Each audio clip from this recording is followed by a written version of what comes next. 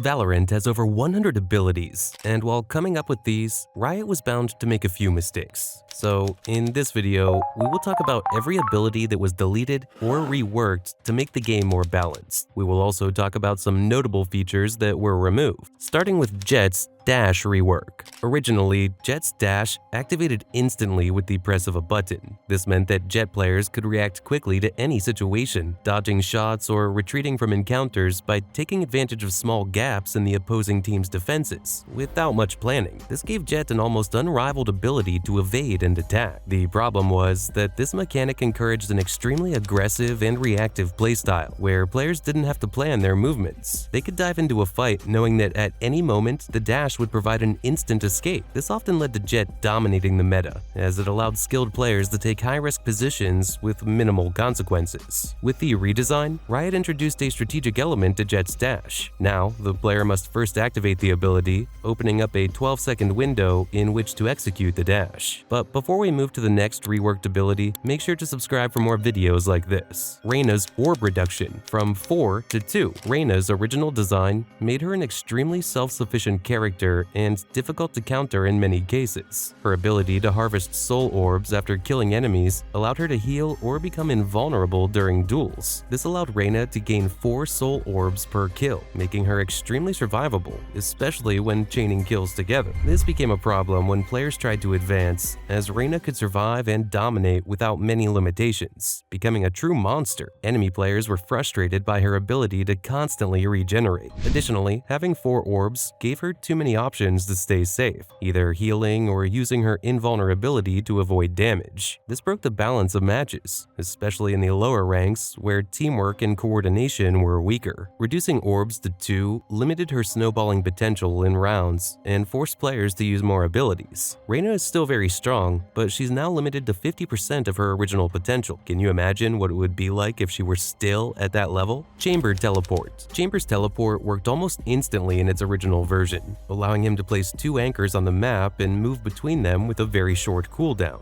This gave him a significant tactical advantage, allowing him to take aggressive positions, shoot, and teleport before enemies had time to react. His ability to reposition quickly made him extremely difficult to counter, as he always seemed to be in the right place and could move across large areas of the map without taking too much risk. But wait, this mechanic was unbalanced compared to other Guardians such as Killjoy or Cipher, who rely more on static abilities. As a result, the team at Riot Games decided to make some subtle adjustments to Chamber's teleportation ability in order to balance the game. The most notable changes include an increase in cooldown time, a reduction in anchor range, and increased visibility, making them easier to destroy. These significant changes have forced players to be more strategic, as reckless use of teleportation can now leave them vulnerable for longer. In addition, Chamber no longer has the same freedom to move around the map, reducing his control and constant presence. While still a deadly agent, players must now plan their moves more carefully, making their decisions riskier and less reliant on consequence-free play. Viper and its major changes. Let's talk about the incredible changes made to Viper, as these were far from basic. These were among the most significant adjustments, primarily affecting her Poison Cloud ability. But let's rewind a bit. Previously, the cooldown would start upon activating the ability, allowing Viper to cast the cloud repeatedly in a short time. With all of this in mind, now the cooldown only begins once the cloud fully dissipates,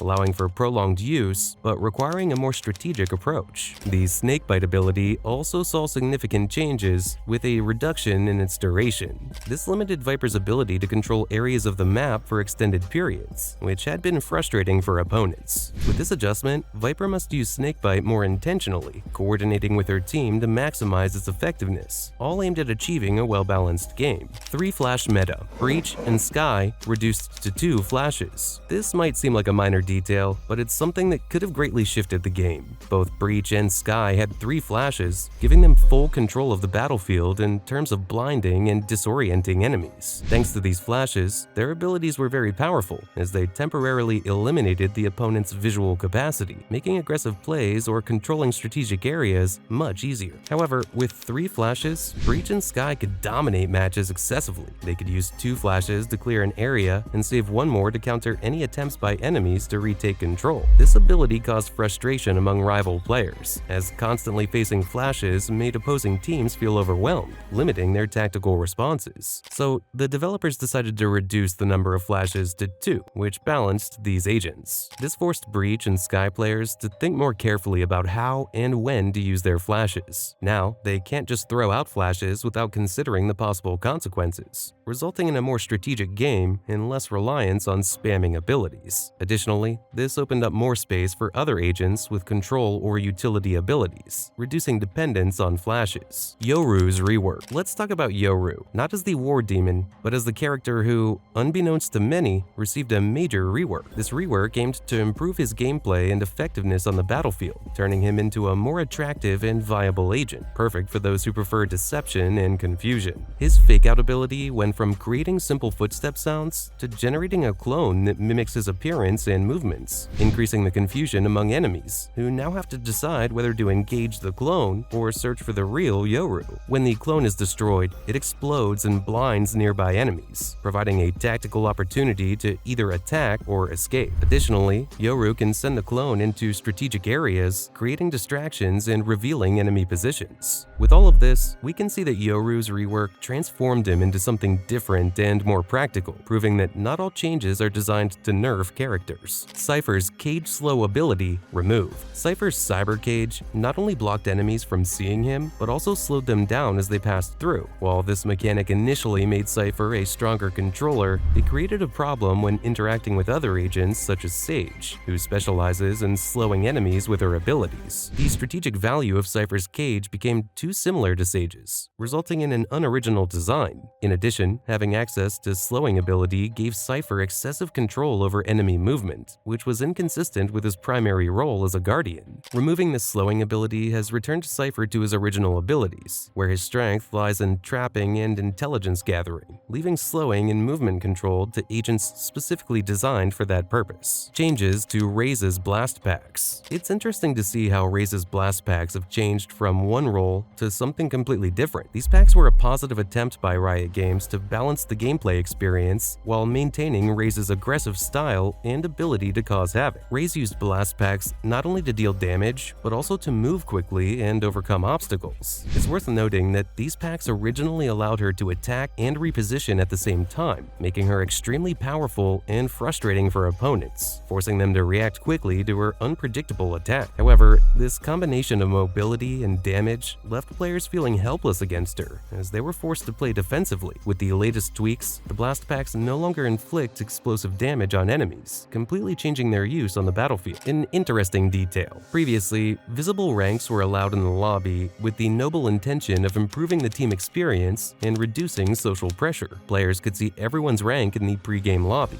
which could lead to a number of problems, such as forming preconceived opinions about each other's performance or toxic attitudes before the game even begins. Knowing the ranks could lead players to underestimate or overestimate their teammates or opponents, affecting team dynamics. In many cases, this created tension. Lower-ranked players could become targets for criticism or negative comments, while higher-ranked players could feel extra pressure to perform at their best. To prevent this kind of cyberbullying, they decided to remove visible ranks. So yeah, there have definitely been a lot of changes around here. Don't forget to comment, like, and subscribe to the channel. See you in the next video.